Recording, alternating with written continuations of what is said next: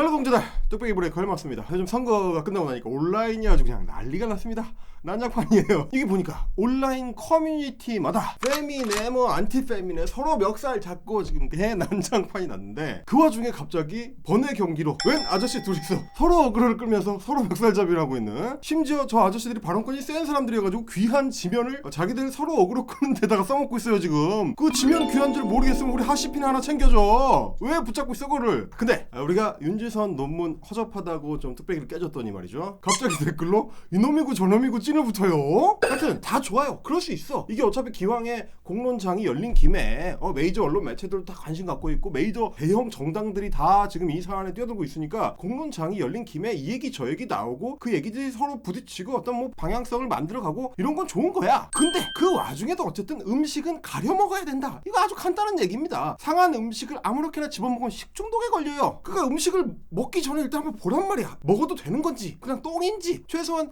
냄새는 맡아보고 먹어라. 그래서 요즘 인터넷 커뮤니티에 돌고 있다는 기괴한 물건, 상한 음식 하나 해체를 좀 해보도록 하겠습니다. 자, 이건데요. 네, 오늘 이 친구를 엠팡맨이라고 부르겠습니다. 네, 성인지 예산 35조의 충격적인 실체를 알려주겠다면서 나왔습니다. 이 게시물이 요즘 남초 커뮤니티 중심으로 해가지고 겁나 돌아다니고 있어요. 글을 읽어보면 뭐 길기도 길지만 이 문체에서 의기가 아주 그냥 철철 흘러넘칩니다. 독립투사나셨어. 근데 문제는 그 철철 흘러넘치는 의기와는 다르게 내용이 틀렸다는 겁니다. 뭐 인터넷 공간에서 자기 주장을 하는 거야 자유죠. 근데 잘못된 정보를 들고 와가지고 억지를 쓰는 건 안 된다. 이게 애초에 이 공론장을 오염시키고 왜곡시키고 뭐 이런 어떤 사회적인 문제는 당연한 거고, 그거 이전에 이런 이상한 자료를 갖고 막 서로 돌려보면서 이거 대단하다 이러고 있으면 딴 사람들이 봤을 때는 우습게 보일 수가 있어요. 상대방을 참교육해 줄 수 있는 게 아니고 비웃음을 사게 돼. 그냥 자기 쪽팔리는 짓이 된다는 겁니다. 그래서 이런 강한 주장을 할 때는 오히려 더 정교하게 가야 되는 거예요. 이게 안 그러면 괜히 저 안티페미에 미쳐가지고 절여져가지고 아무렇게나 우긴다 이런 소리나 이런 쿠살이나 먹게 되는 거야. 근데 보십시오, 제일 첫 대목에 나오는 게 예산 규모에 대한 얘기입니다. 무려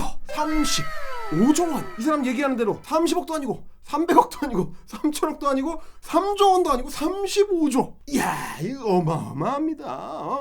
심지어 자료에 이렇게 다 적혀 있어요. 35조라고. 그러니까 이 게시물이 얼마나 널리 퍼졌는지, 심지어 그래가지고 너무나들 쉽게들 믿으셔가지고 페북에만 가도 성인지 예산 35조 모르는 사람이 없어. 그래갖고 요걸 근거로 해가지고 또 이거를 놀리는 밈이 만들어져. 야, 4대강 사업 2배짜리네 이거. 4대강이네. 차세대 전투기를 몇 대를 들여올 수 있네. 이거 국방 예산이 비교하면 이게 얼마야? 이런 식으로 1 엄복동 2 엄복동 이런 거지 이게. 1 성인지 2 성인지. 아니 근데 나는 좀 너무 이상한 거야. 원래 이 페북에 똑똑한 사람들 많거든. 그런 이 힙스터 아저씨들이 말이죠, 원래 무슨 예산 얘기 나오면 막 겁나 꼼꼼하게 따져요. 세부 자료 막 항목 이런 거 막 늘어놓으면서 이게 사실은 말이지 이랬었던 아저씨들도 유독 이 얘기에 대해서는 철석같이 믿더라는 거야. 아니 저거를 다 페미 교육하는 데 쓴다고? 이러고 있어요. 근데 나는 이상하단 말이지. 생각해봐. 여성정책을 총괄하는 부서가 여성가족부거든. 근데 여성가족부가 원래 전통적으로 아주 유명하게 약한 부서입니다. 정부 부처 중에서도 가장 약한 부서 중에 하나야. 그 약하다는 환경부보다도 약하다. 다른 가만히 있는 환경부 얘기를 하십니까? 우리 정혜 누나가 지금 열심히 하고 계시. 환경부는 앞으로 이제 전도 유망한 부처죠. 이제 탄소 중립. 그 탄소 중립을 위해서, 녹색 성장을 위해서 아주 중요한 역할을 할 부처죠. 추월의 시대를 사서 읽어주신 우리 환경부 장관님 사랑합니다. 보세요. 2021년에 우리 예산이 500조가 넘는데 그중에서 여성가족부의 총 예산이 얼마냐? 1조 2천억이야. 1조 2,300억.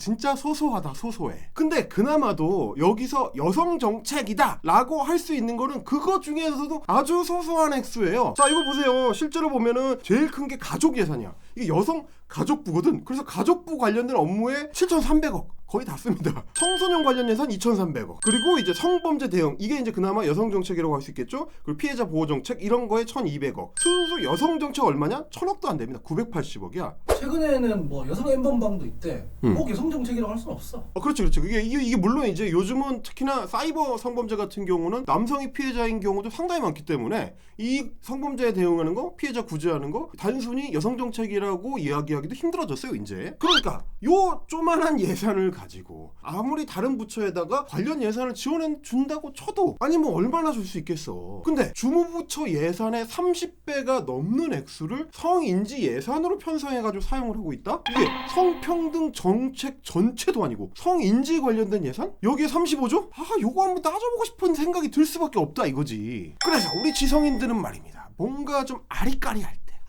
좀 애매한데 싶을 때 의심을 해보는 습관을 들여야 돼요. 의심을 안 하면 그 유튜브에 널리고 깔린 그 가짜뉴스 만드는 애들처럼 되는 거야. 뭔지도 모르고 덥석덥석 집어먹는 거죠. 식중독 걸려요. 우리 정부도 정확한 예산에 대해서 세부 항목들에 맞춰서 홍보를 해야 되는데 과장된 홍보를 하다 보니까 의도치 않게 혹은 의도적으로 국민을 속이게 되는 경우가 생겨. 그걸 찾아내야 되는 겁니다. 이게 바로 미리 얘기하는 오늘의 핵심입니다. 자, 하나씩 따져보겠습니다. 이럴 때는 원문을 봐야 돼요. 2021년도 성인지 예산서 분석입니다. 2021년에 편성된 성인지 관련된 예산이 제대로 편성되어 있는지를 따져보는 국회 예산정책처의 자료예요. 자, 지금 내용을 보십시오. 야, 안 들어온 기관이 없이 쫙 들어와 있습니다. 지금 보시는 것처럼 국토부, 국방부, 식품의약품안전처, 관세청, 조달청, 기상청. 자, 여기에다가 뭐 수천억, 수백억, 심지어 조 단위로 들어가는 예산들이 있는 걸로 지금 돼 있습니다. 아니 이것만 보면 여가부가 졸라 세네. 여가부가 빠따치면은 각 부처에서 다 들어와가지고 성인지 예산을 편성해서 그게 35조나 돼. 여가부 장난 아닌데? 라는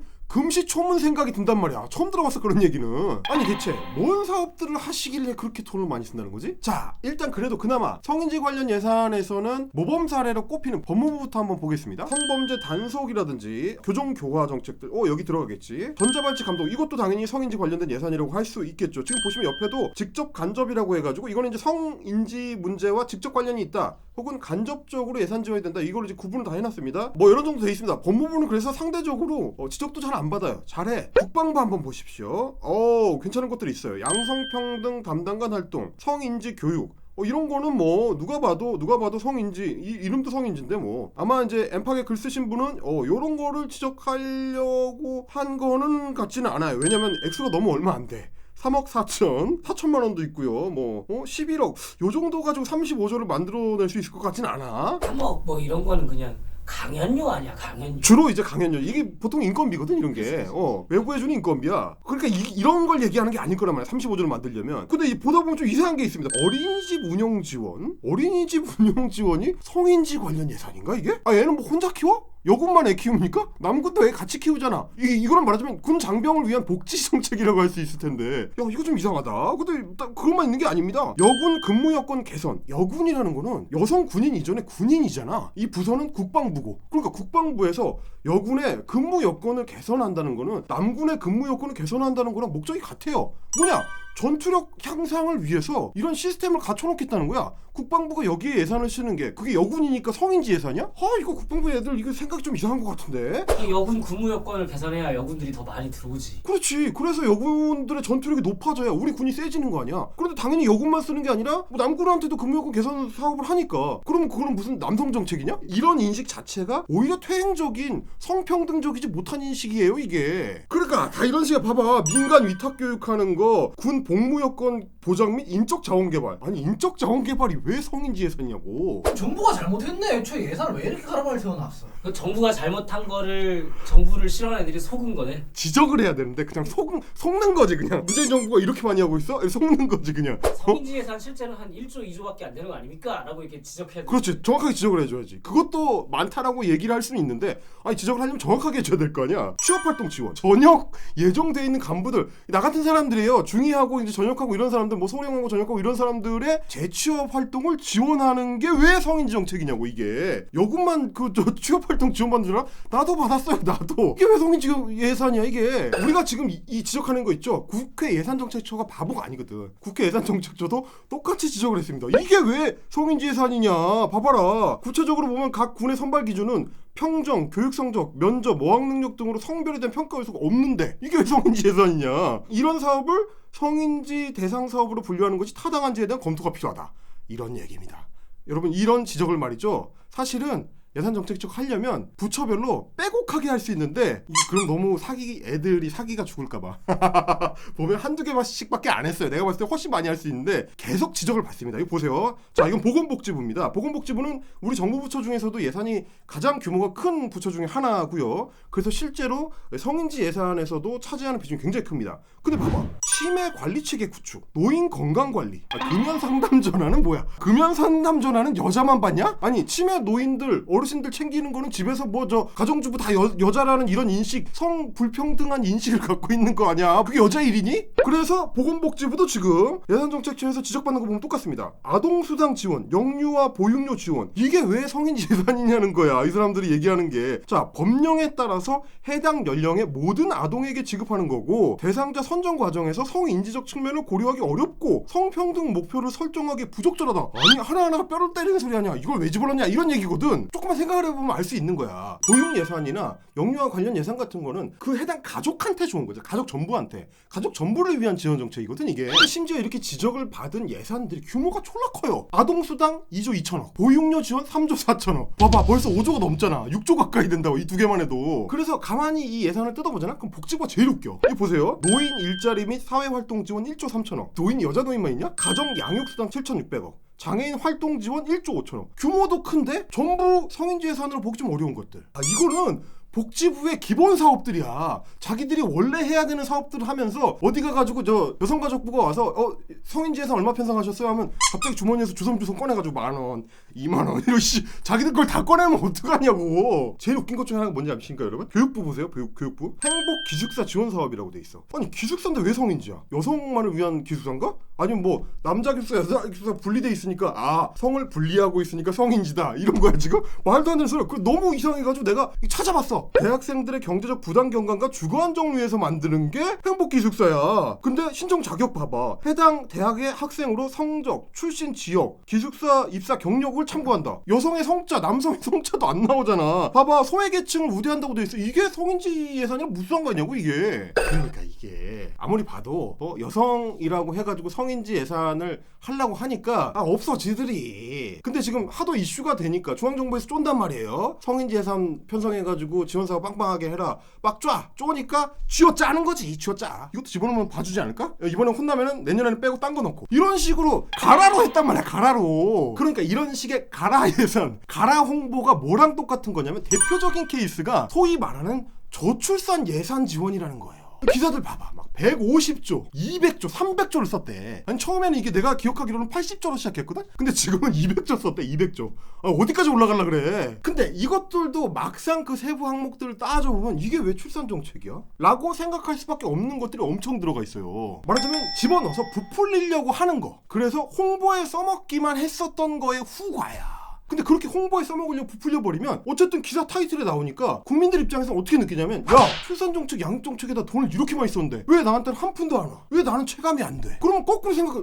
세금 졸라 아깝네? 이렇게 갈 수밖에 없다고. 그렇게 제대로 안 쓸 거면 그냥 우리 집 통장에다 1억씩 꽂아줘 라는 얘기가 나올 수밖에 없는 거예요. 이게 뭐냐? 정책을 한다고 해놓고 홍보를 엉뚱한 방식으로 해가지고 체감을 못한 국민들한테 조세 저항만 높이는 거야. 이게 지금 잘하는 짓입니까 이게? 그러니까 이게 왜 이런 사태가 나느냐? 뭔가 사회적인 이슈가 생기면 꼼꼼하게 준비를 해가지고 제대로 정책을 설계해서 정책 수혜자들한테 가닿을 수 있는 정책을 짜려는 노력을 하는 게 아니고 일단 그때만 넘기려고 한단 말이야. 홍보에만 써먹으려고 하고 뭐 한 것처럼 티만 내려고 하니까. 그러니까 이런 걸 볼 때도 현명한 정책 소비자가 되려면 이 거품이 얼마나 꼈는지 걷어내고 헛소리가 얼마나 들어가 있는지 빼내고 이런 거를 할 수 있는 뉴스를 잘 챙겨보시거나, 그게 좀 귀찮다 그러시면 헬마우스를 보십시오. 자, 말씀드렸지만 이렇게 해버리면은 실제 그 정책 대상자들이 황당한 거야. 성인지 예산이라고 쳐봐요. 아니, 여성들을 위해서 혹은 성평등을 위해서 돈을 그렇게 졸라 썼다며. 근데 그 돈 다 어디 갔어? 나는 냄새도 못 맡았는데. 나랑 우리 남자 동기랑 같이 들어가 있는 그 행복 기숙사가 성인지 예산이라고? 야, 장난하냐? 이렇게 될 수밖에 없는 거야. 그러니까 이거는 실제 사업을 제대로 하는 게 아니고 생색내기를 했다는 거예요.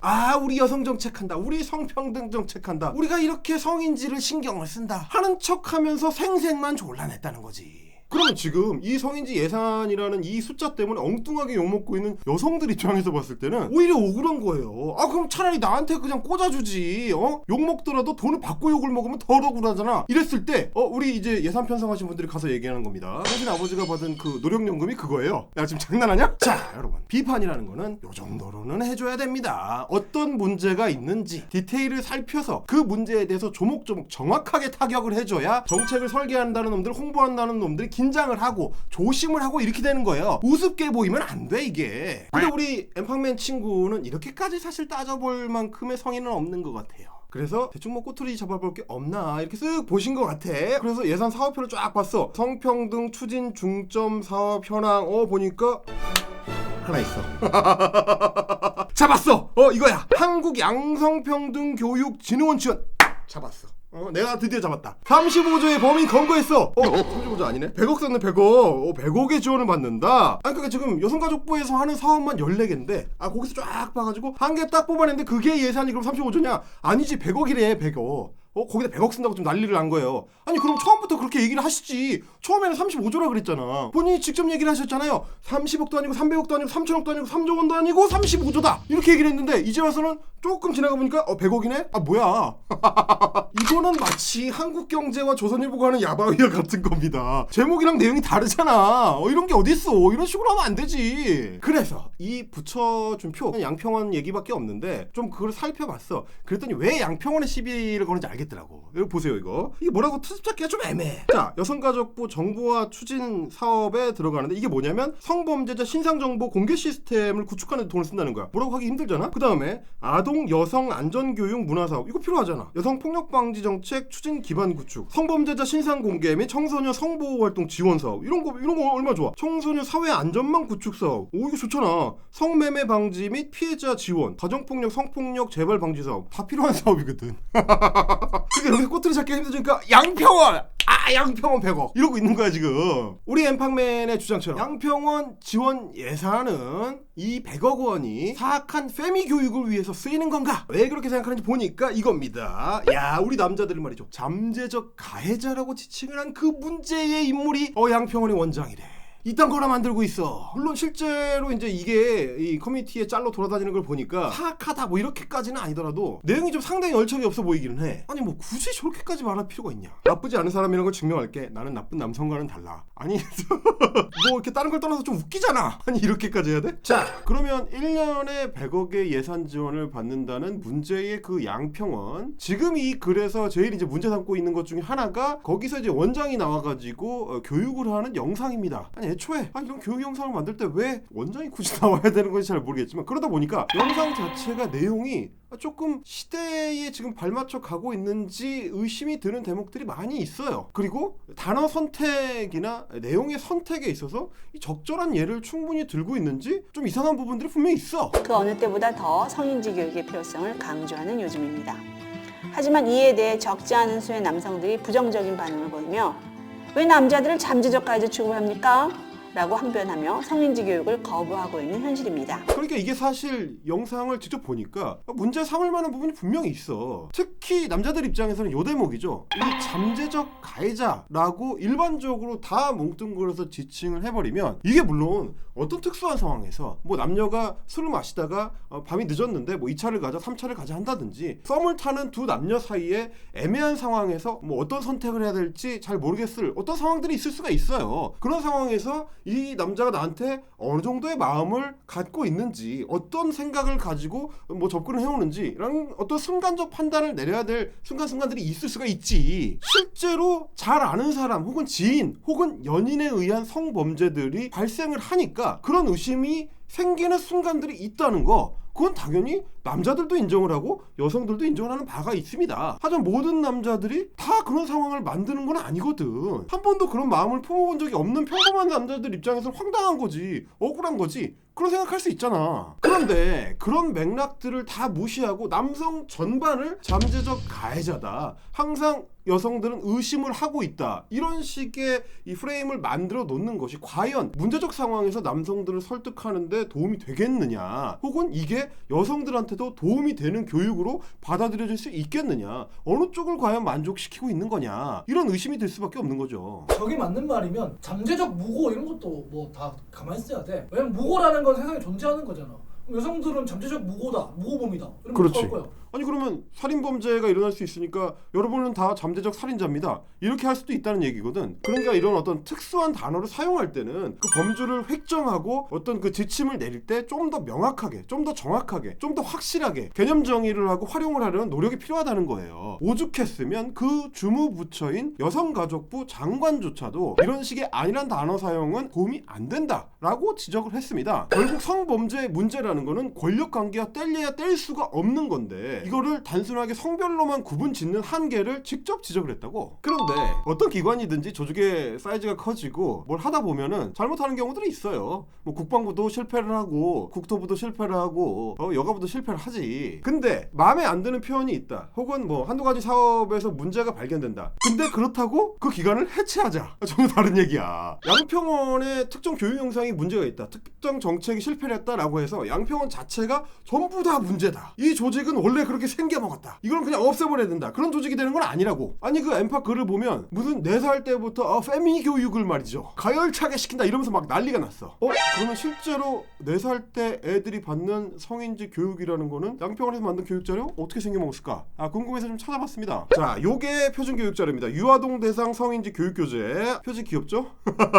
목차도 보세요. 목차 보십시오. 등장인물 소개 나오고요. 경계를 존중하는 거를 가르친다. 너의 공간과 나의 공간이 있다. 장난으로 친구 몸을 만져도 되나요? 이런 거 이제 가르친다는 거죠. 자, 신체 안전과 관련된 거. 내 몸의 주인은 바로 나다. 이런 거. 관계와 접촉은 어떻게 풀어야 되나? 친구 사이에 지켜야 할 예의에 대해서. 멀쩡해 보이잖아, 목차. 자, 실제 내용만 보세요. 자, 요런 거. 경계를 존중해야 된다. 내가 손을 잡아도 될까? 이렇게 물어봐야 된다는 거예요. 내 몸은 나의 것이야. 그러니까 다른 사람이 함부로 만지면 안 돼. 이거 가르쳐야 되는 거 아니야? 애들 잘 모르잖아. 자, 그 다음 보세요. 내가 친구의 몸을 만지고 싶을 때가 똑같아. 먼저 물어봐야지. 내가 손 잡아도 될까? 물어봐야지. 그거 막 잡으면 안 되잖아. 다음 거. 이게 이제 성인지 교육이니까 몸에 대해서 아이들이 어떻게 자기 몸을 인지하고 그걸 지킬 건가, 남의 몸을 어떻게 존중해 줄 건가, 이런 얘기를 하는 거예요. 이 파트 보세요. 우리 서로 팬티 속 보여줄까? 애들이 뭔가 성에 대해서 잘 모를 때 이런 실수를 할 수가 있어요. 실제로 이런 경우들이 많이 있거든. 그럴 때 안 돼. 그래서 이 유아 성인지 교육 자료를 보면 어른들이라도 내 몸을 만지려고 하면 안 된다라고 해야 된다. 문제가 있을 때는 어른한테 가서 이런 사람이 있더라라고 알려야 된다. 혹은 뭐 성기나 이런 부분에 뭐 아프다거나 이러면 부모님한테 얘기해서 의사 선생님한테 가야 된다. 이런 거 하나하나를 가르치는 교육 자료입니다. 근데 이제 애들이 이해하기 쉽도록, 애들이 이해할 수 있는 언어로, 그리고 이해할 수 있는 그림으로 예쁘게 귀엽게 잘 만들어 놓은 거죠. 그러니까 이 교재를 보면은 나의 영역과 남의 영역을 구분하는 법, 내 몸과 남의 몸을 인지하고 존중하는 법, 영유아 성범죄에 대한 어떤 대응 매뉴얼까지 굉장히 친절하게 구성이 돼 있어요. 얼마나 귀엽고 알기 쉽게 돼 있냐 이거야. 실제로 이거 아주 쉽게 여성가족부 홈페이지나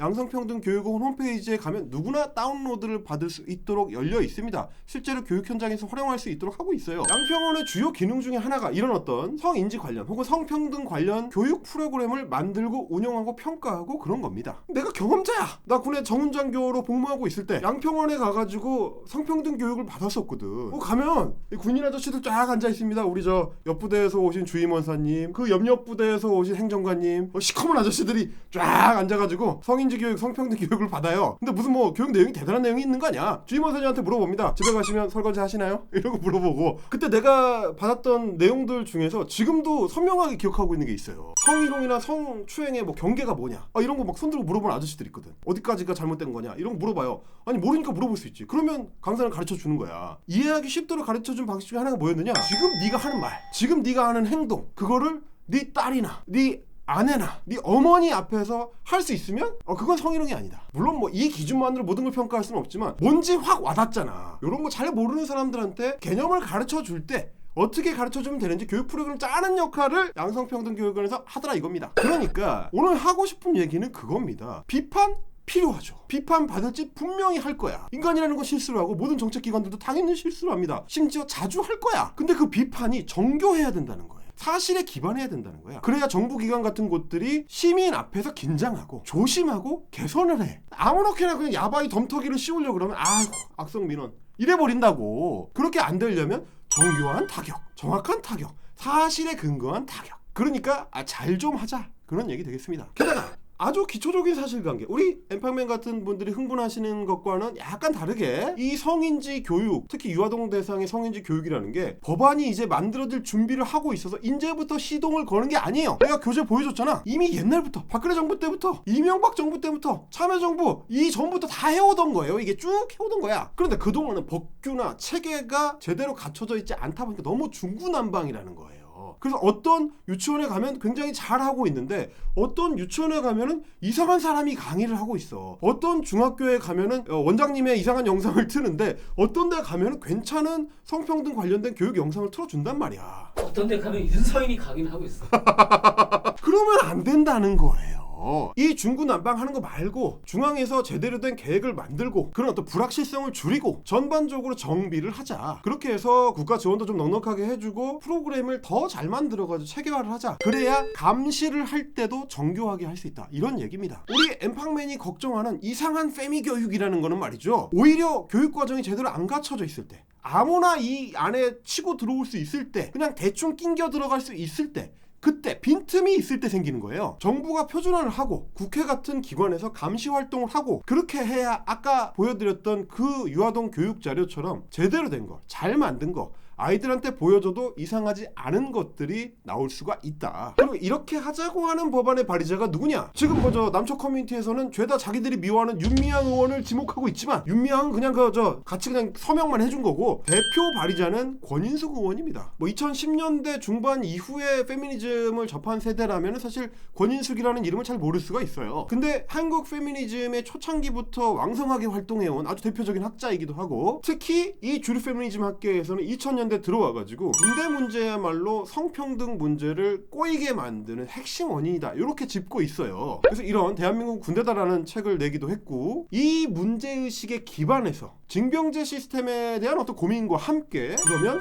여성의 군 복무 문제, 여성의 병역 의무 문제를 같이 이야기해야 되겠다. 그래서 교수 시절부터 여성정책연구원장 같은 정책 담당자 시절 그리고 국회의원인 현재까지도 이런 문제의식을 갖고 있는 사람이라 이거예요. 그러니까 싫어하는 윤미향 같은 프레임으로 모든 문제를 대충 뭉개려고 하면 안 돼. 구체성을 가지고 토론을 할 수 있어야 된다는 거죠. 사회적 문제라는 걸 함께 고민할수록 함께 토론을 할수록 그래야 조금이라도 해결을 할 수 있는 실마리를 찾을 수가 있는 거거든. 이 야바위를 쳐봐야 그냥 물을 흐리고 사람들끼리 싸우게만 만들 뿐이다 라는 거를 1년 반 동안 내가 유튜브를 하면서 맨날 목격한 거다 이겁니다. 그러니까 우리 엠팡맨이 하는 것처럼 야바위에 남녀 없고 노소 없고 페미 안티페미조차 없는 이 세계 이렇게 가면 안 된다. 속기 전에 돌아보자. 꺼진 헛소리 다시 보자. 이런 공익 광고 영상이었습니다. 오늘은 여기까지고요. 저는 헬마우스였습니다. 구독은 동지, 제보는 팀볼, 멤버십은 동료. 헬 예! 죽지도 않고 돌아온 정치발전소 광고 타임입니다. 마키아벨리의 편지 구독 서비스. 여러분 이제 아시죠? 매달 엄선한 정치사회도서가 여러분의 집으로 찾아갑니다. 이미 수백 명의 회원들이 이 서비스를 통해 좋은 책을 받아보고 계시다 라고 광고주님께서 적어주셨네요. 여하간 2013년에 창립한 사단법인 정치발전소에서 최근 합정동에 정치사회 전문 서점을 냈답니다. 자, 우리 추월의 시대를 비롯해서 좋은 정치사회 관련 서적들이 꽉꽉 차있다. 심지어 여기서 매주 강연, 교육 이런 게 열린다. 그리고 마키아벨리의 편지의 구독자들이라면 거기 참여할 수 있다. 날씨도 더운데 우리 정치사회 전문 서점으로 나들이나 가볼까? 하여간 지금 마키아벨리의 편지를 구독하시는 분들께는 1주년 특집으로 사은품을 드린다고 합니다. 3개월 구독자는 북홀더, 6개월 구독자는 고급 수제 컵받침, 12개월 구독자는 정치발전소가 4월에 발간한 신간 서적을 추가로 댓글에 구독 링크로 찾아주세요.